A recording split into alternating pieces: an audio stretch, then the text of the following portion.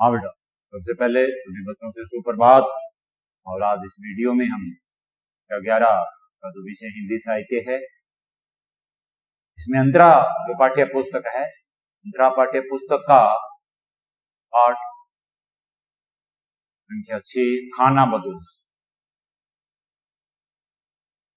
पाठ का नाम है बेटा खाना बदोश। इस पाठ पर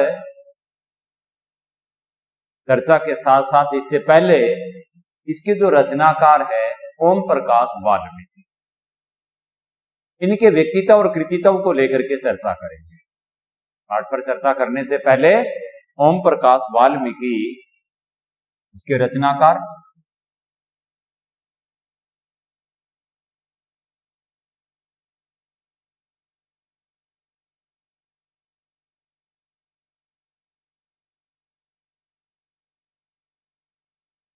वाल्मीकि, इनका व्यक्तित्व और कृतित्व, कृतित्व में बेटा रचनाएं वगैरह उनकी आ जाती है, व्यक्तित्व के अंदर उनका जन्म स्थान वगैरह और जो बातें हैं ये आ जाए, इसको लेकर के अपने बातचीत करते हैं, चर्चा करते हैं।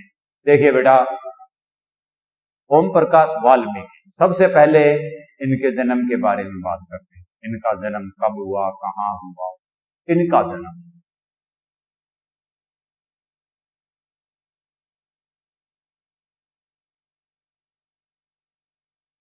ओम प्रकाश वाल्मीकि का जो जन्म है वो 30 जून 1950,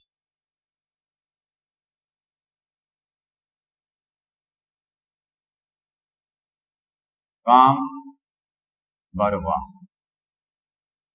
जिला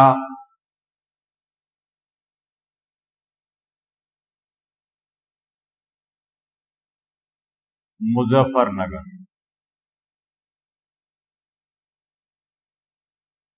राज्य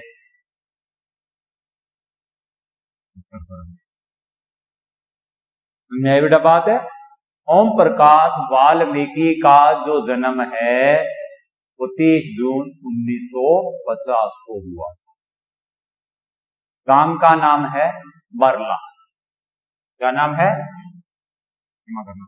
बरला।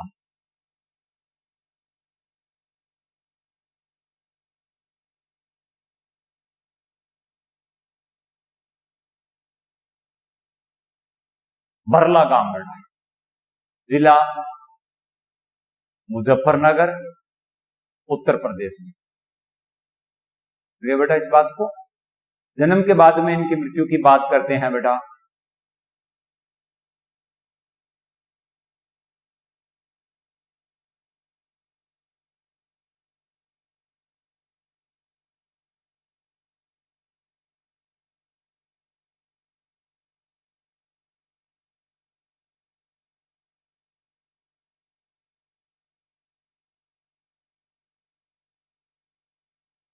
सत्रह नवंबर यानी 17/11/2013।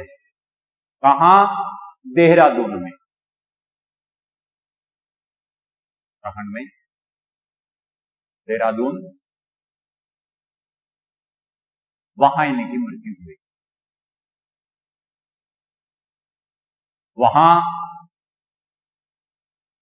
भारत सरकार का एक उपक्रम है ऑप्टो इलेक्ट्रॉनिक्स फैक्ट्री,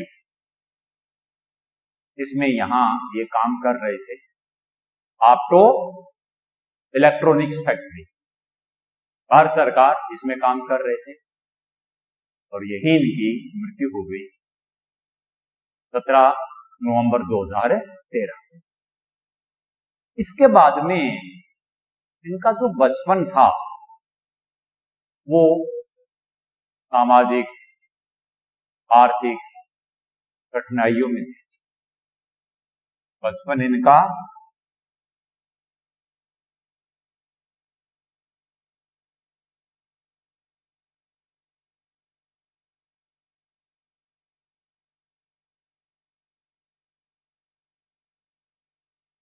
आर्थिक कठिनाइयों में बीता बेटा।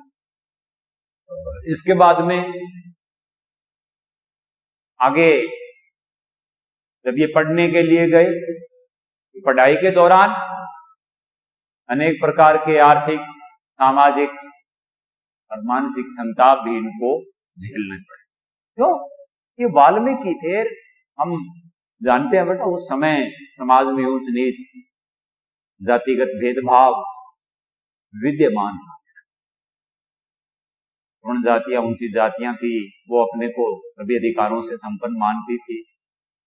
छोटी जातियों को, निम्न जातियों को, दलितों को, इनके साथ बुरा व्यवहार किया जाता था, भेदभाव किया जाता था।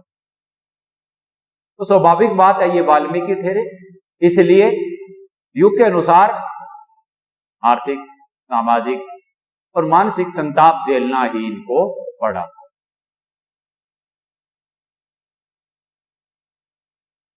ओम प्रकाश वाल्मीकि आगे चल करके कुछ समय के लिए महाराष्ट्र में भी रहे, और यहां रह करके इन्होंने या इनको एक बहुत बड़ी जीवन के अंदर उपलब्धि हासिल हुई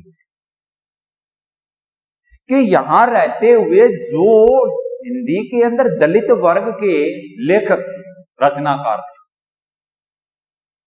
महाराष्ट्र में रहते हुए हिंदी के दलित वर्ग के जो लेखक थे, रचनाकार थे, उनके संपर्क में आगे बढ़े, उनसे इनका संबंध जुड़ गया। और इनके संपर्क में आने के उपरांत या इनकी प्रेरणा पा करके या इनके प्रभाव से इनको भीमराव अंबेडकर की रचनाओं को पढ़ने का अवसर मिला।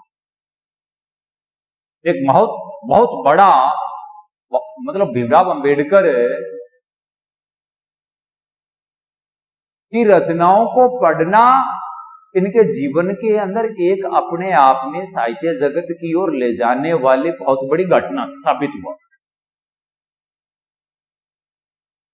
दलित वर्ग के जो रचनाकार थे, यूं कहीं उनकी प्रेरणा पा करके भीमराव अंबेडकर की रचनाओं का इन्होंने अध्ययन करना शुरू कर दिया, और जिसका प्रभाव ये हुआ, इसका भीमराव अंबेडकर की रचनाओं को पढ़ने के बाद में, उनका अध्ययन करने के बाद में, इनकी सृष्टि, रचना सृष्टि में बुनियादी परिवर्तन आ गया, आमूलचूल परिवर्तन आ गया, बदलाव आ गया, क्रांतिकारी बदलाव आ गया। और यहीं से फिर ये देहरादून चले गए, और वहां ऑटो इलेक्ट्रॉनिक्स फैक्ट्री जो थी भारत सरकार की, उसमें ये काम करते रहे, और वही मृत्यु हो गई। अब हिंदी के अंदर दलित साहित्य के विकास की अगर बात करें, दलित साहित्य हिंदी में दलित रचनाकारों के संपर्क में आने के बाद में भीमराव अंबेडकर की रचनाओं का अध्ययन किया, इनकी रचना सृष्टि में बुनियादी परिवर्तन आया, और फिर हिंदी साहित्य के अंदर एक दलित साहित्य की रचना होने लगी। अलग से दलित वर्ग के जो रचनाकार थे वो दलित साहित्य की रचना करने लगे। तो दलित साहित्य के विकास में जैसे जैसे वो आगे बढ़ता गया, उस विकास की धारा में ओम प्रकाश वाल्मीकि का बहुत बड़ा योगदान रहा या महत्वपूर्ण इनकी भूमिका रही। इन्होंने अपने लेखन कार्य में जातीय अपमान, उत्पीड़न, शोषण आदि का एक तरह से जीवंत वर्णन किया है। मैं बिल्कुल आपको सीधे शब्दों में बता रहा हूं कि ओम प्रकाश वाल्मीकि ने अपने साहित्य में युग के अनुसार, देखिए बेटा, यथार्थ वर्णन सिर्फ वही रचनाकार कर सकता है जो जिस युग के अंदर जीता है, और जीने के साथ साथ उसको अनुभव करता है, भोगता है, महसूस करता है। तो अपने लेखन में जातीय अपमान, उत्पीड़न, शोषण, अत्याचार, अन्याय, जुल्म आदि का इन्होंने जीवन जीता जागता, मतलब एक तरह से वर्णन किया। इसके अलावा भारतीय समाज के वे अनछुए पहलू जिनके बारे में कोई नहीं जानता, उन भारतीय समाज के अनछुए पहलुओं को पाठक के सामने भी वे लेकर के आए। कुछ समाज की ऐसी बातें थी जिनका पता आम आदमी को नहीं था। उन बातों को, उन घटनाओं को, उन पहलुओं को उन पहलुओं पर उन्होंने कलम चलाई और इस तरह से रचनात्मक कार्य के द्वारा उन अनछुए पहलुओं जिनका अभी तक जिक्र नहीं हुआ था वो पाठक के सामने लेकर के आए। उनकी एक व्यक्तिगत सोच थी, वो मानते थे कि पीड़ित की जो पीड़ा होती है उसको पीड़ित ही जान सकता, यानी कहावत है घायल की गति घायल ही जाने। स्वयं दलित थे, पीड़ित थे, और उस समय समाज के अंदर दलितों पीड़ितों के साथ वर्ण जाति के लोग किस प्रकार का दुर्व्यवहार करते थे उससे वो अच्छी तरह भिज्ञ थे, अनभिज्ञ नहीं थे। उसको अनुभव वही कर सकते थे इस बात को कि दलितों के साथ, निम्न वर्ग के लोगों के साथ, शूद्रों के साथ समाज का किस तरह का रवैया है, किस तरह से वो उनके साथ उनको अपमानित करते हैं, कैसे वो दुराचार उनके साथ करते हैं। इस बात को ओम प्रकाश वाल्मीकि खुद जान, क्यों वो खुद स्वयं भुक्तभोगी थे। वे मानते हैं कि दलित की पीड़ा दलित ही समझ सकता है और वही अनुभव करता है, महसूस करता है, और महसूस करता है इसका मतलब वो प्रमाणिकता के साथ उसकी अभिव्यक्ति भी दे सकते। जो आदमी जिस धारा में से होकर के गुजर रहा है, जिस कष्ट में से, जिस पीड़न से, जिस समस्या से होकर के गुजर रहा है, उसकी चुभन कैसी होती है, उसकी कसक कैसी होती है, उसमें से होकर के गुजरने वाला ही बता सकता है। और ओम प्रकाश वाल्मीकि ने ये काम किया है। तात्पर्य यही है कि ये स्वयं भुक्तभोगी थे और अपने वर्ग, अपने समुदाय, अपने जातीय धर्म के जो लोग थे उनकी पीड़ा को, उनके कष्टों को वो अच्छी तरह से समझने के साथ साथ बड़ी गहराई के साथ अपनी कलम के द्वारा उनको वो चित्रित भी कर सकते थे, और ऐसा किया भी है। तभी तो आधुनिक हिंदी साहित्य का जो दलित साहित्य है उसके अंदर उनकी महत्वपूर्ण भूमिका उभर करके पाठकों के सामने आई है बेटा।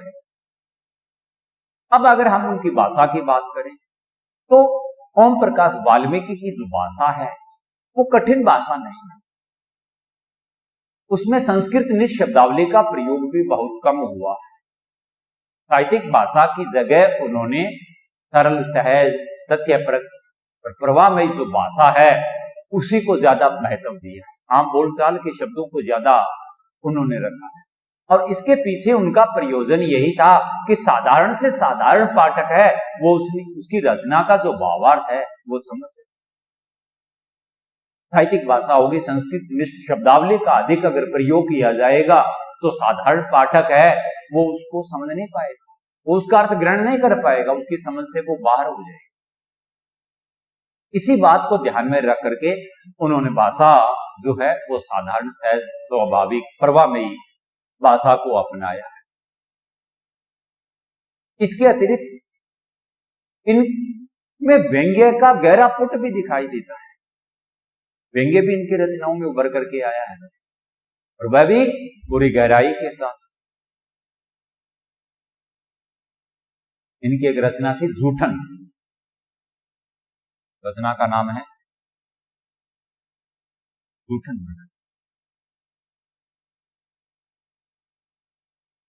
इस जूठन रचना के कारण हिंदी साहित्य में न केवल इनकी पहचान हुई बल्कि पहचान के साथ साथ इनकी प्रतिष्ठा भी बढ़ी। पहचान जुड़ गई, प्रतिष्ठा। जूठन रचना के कारण हिंदी साहित्य के अंदर दलित जो साहित्य लिखा गया, हिंदी के अंदर जो दलित साहित्य लिखा गया उसके अंदर न केवल इनकी पहचान बनी बल्कि पहचान के साथ साथ इनकी प्रतिष्ठा भी बढ़ गई। अगर पुरस्कारों की बात करें तो 1993 में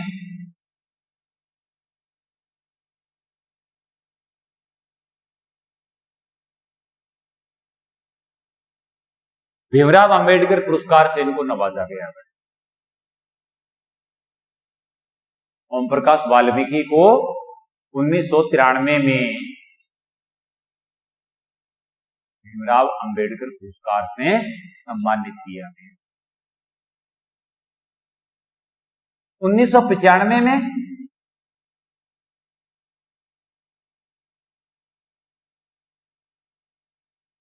परिवेश सम्मान इनको दिया गया। इसके बाद में 2004 में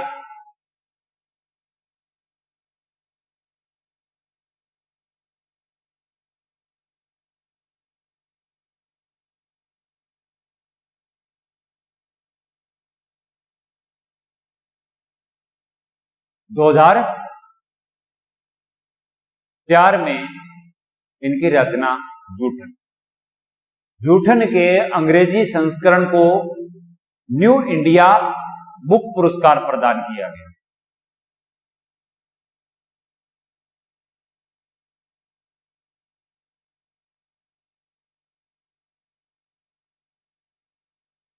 दो हजार 4 में जूठन के अंग्रेजी संस्करण को न्यू इंडिया बुक पुरस्कार प्रदान किया गया। यह था इनका व्यक्तित्व। अब अगर इनके कृतित्व की बात करें, रचनाओं आदि की बात करें,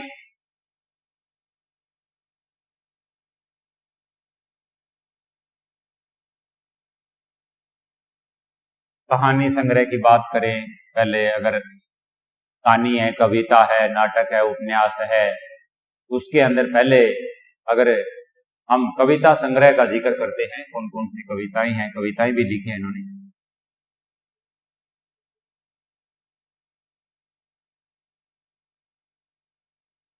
कविता संग्रह में सदियों का संताप,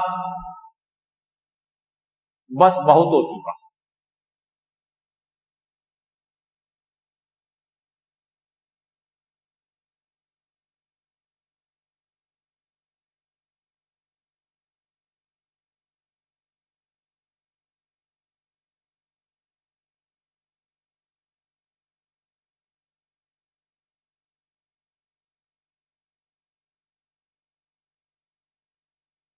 बस बहुत हो चुका। कविता संग्रह में ये दो नाम आते हैं बेटा, सदियों का संताप, बस बहुत हो चुका। दोनों ही नाम मुंह से शीर्षक को पढ़ने से पाठक के मन में दलित वर्ग की अनुभूति होने लगती है, उस ओर संकेत करते हैं इनसे। इसके बाद में कहानी संग्रह,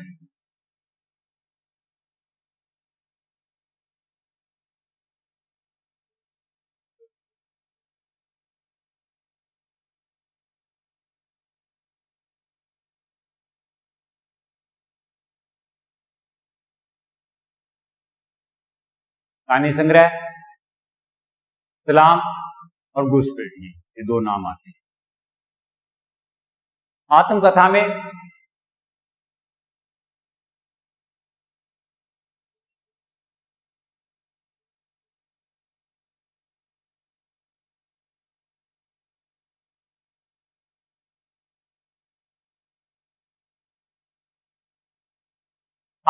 में दलित साहित्य का वर्ग लिख दिया बेटा ने।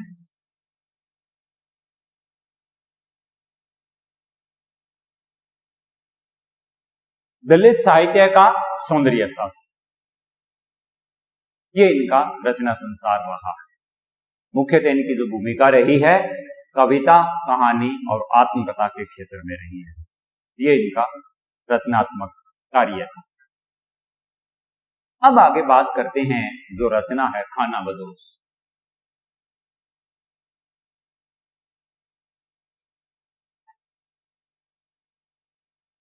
ये तरह से ये कहानी है खानाबदोश, इनकी कहानी है। देखिए बेटा, मैं आपको यहां इस कहानी का जो पाठ है, पाठ शुरू करने से पहले इसका जो उद्देश्य है, पाठ का जो आशय है, उस पर अपने चर्चा करने चाहेंगे। देखो बेटा, इस कहानी में गरीब जो आदमी होता है, दलित शोषित पीड़ित होता है, वो मजदूरी करके किसी तरह अपना जीवन निर्वाह कर रहे हैं। समाज में दलित पीड़ित यानी गरीब जो वर्ग है वो मजदूरी आदि करके अपना पेट भरते हैं, अपने जीवन का निर्वाह करते हैं। हम देखते हैं इस कहानी के अंदर मजदूर वर्ग के शोषण और यातना जो उनको दी जाती थी, उसका ओम प्रकाश वाल्मीकि ने एक तरह से यथार्थ वर्णन किया, क्योंकि ये बात पहले आ चुकी है। जैसे कि दलित की पीड़ा दलित ही जान सकता है, मतलब इसको वही लिख सकता है जो अनुभव करता है, और अनुभव की प्रमाणिकता की वो अभिव्यक्ति भी दे सकता है। तो मजदूर वर्ग जो है, निम्न वर्ग के जो लोग हैं, वो मजदूरी आदि करके जैसे तैसे करके अपना जीवन निर्वाह कर रहे हैं। इसके अलावा मजदूर वर्ग का जो शोषण है, और उस समय उनको जो यातना मिलती थी, तो उन जातियों के द्वारा, उस जातियों के द्वारा उनको जो यातनाएं दी जाती थी, उसका भी चित्र है।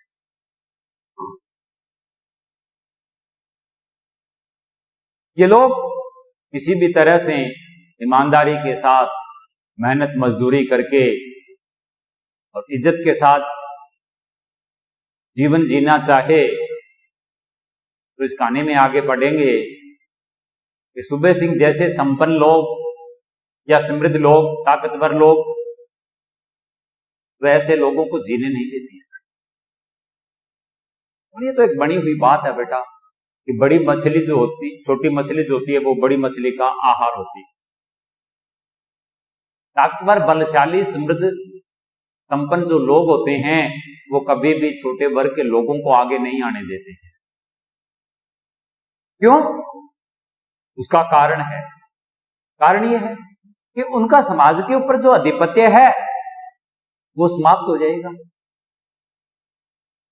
वो चाहते हैं कि लोगों को कोई भी अधिकार नहीं मिले, सारे अधिकार हमारे हाथ में रहने चाहिए, हम जैसा चाहें वैसा होता रहेगा।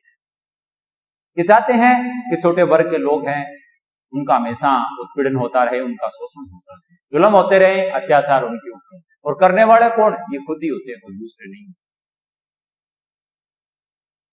एक शासन करने की भूख होती है, उसकी तृप्ति के लिए, उस लालसा को मिटाने के लिए ये लोग अत्याचार तक करते हैं, जुल्म ढाते हैं, जो अमर्यादित है, मानवता के विरुद्ध है। परमात्मा हम सब का रचनाकार है, उसने हमारी रचना करते समय हमें किसी प्रकार का कोई अंतर या भेदभाव उसने नहीं किया।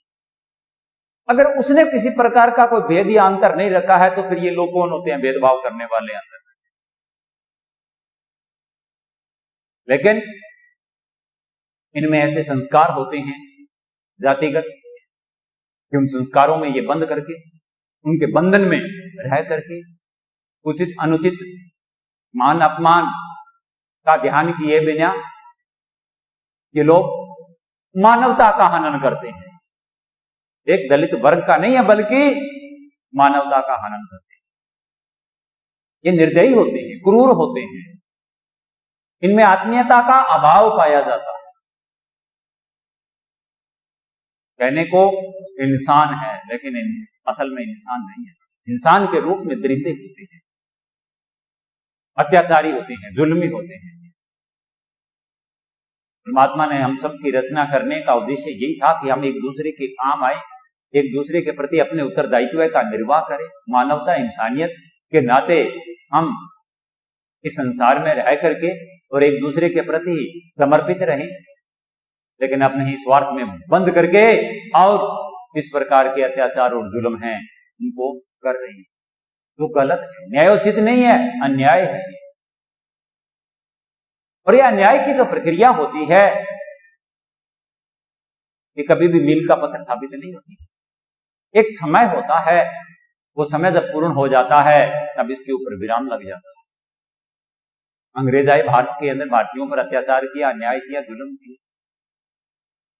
लेकिन एक समय ऐसा आया कि वो अत्याचार, वो जुल्म, वो अन्याय करने वालों का क्या हो गया, अंत हो गया। इस धरती की विशेषता, खासियत इस धरती की, जब जब इस धरती के ऊपर धर्म की हानि होती है, तब तब इस धरती के ऊपर, इस भारत भूमि के ऊपर ऐसे अवतार है, इंसानियत रूपी धर्म की रक्षा करने वाले, वो अवतरित होते हैं। पीछे का इतिहास अगर हम देखें, हमारे धार्मिक शास्त्रों का अध्ययन करें, तो बहुत सी बातें हमारे सामने आती हैं। भगवान श्री रामचंद्र जी अवतरित हुए त्रेता में, द्वापर में भगवान श्री कृष्ण ने, उसके बाद में ईसा मसीह, हजरत मोहम्मद, गुरु नानक देव, उसके बाद में आधुनिक काल आ गया। इस समय की बात करें, इस समय के अंदर समाज सुधारक होती राजा राम मोहन राय, रामकृष्ण परमहंस, दयानंद सरस्वती, विवेकानंद, महात्मा गांधी, इनके साथ ही स्वतंत्रता प्राप्ति के लिए दीवाने भी अवतरित हुए। भगत सिंह, चंद्रशेखर आजाद, राजगुरु, सुखदेव। ये कड़ी बहुत लंबी है बेटा, लेकिन ये कड़ी ये दर्शाती है, बताती है कि जब जब इस धरती के ऊपर पापाचार बढ़ता है, चाहे वो पापाचार करने वाला कोई भी, एक न एक दिन उस काम करने के लिए वो देवदूत यहां बन करके इस सृष्टि के ऊपर आते हैं। चाहे वो व्यक्ति के रूप में हो और चाहे वो अवतार के रूप में हो, कैसे भी हो, होते वो देवदूत है, और उनका काम होता है सिर्फ और सिर्फ मानवता की रक्षा करना, और वो होती है। ऐसा हुआ है इस सृष्टि के ऊपर, इस देश के अंदर हुआ। तो ऐसे ताकतवर बलशाली जो लोग होते हैं, जो गरीबों पर, असहायों पर, पीड़ितों पर, दुर्बलों के ऊपर अत्याचार, अन्याय, जुल्म करते हैं, एक न एक दिन उसका अंत हो जाता है। ये कहानी इस बात की ओर संकेत करती है कि मजदूर वर्ग हमारे समाज की जातिवादी मानसिकता से उभर नहीं पाया है। उसको उभारना है, उसको अपने हक दिलवाने हैं, उसके अधिकारों की हमें रक्षा करनी है। यही हमारा कर्तव्य है। ये था बेटा इस कहानी का जो उद्देश्य है रचनाकार का, उस पर हमारी बातचीत हुई है। आओ अगले वीडियो के अंदर हम इस पाठ के ऊपर चर्चा करेंगे। तब तक के लिए धन्यवाद।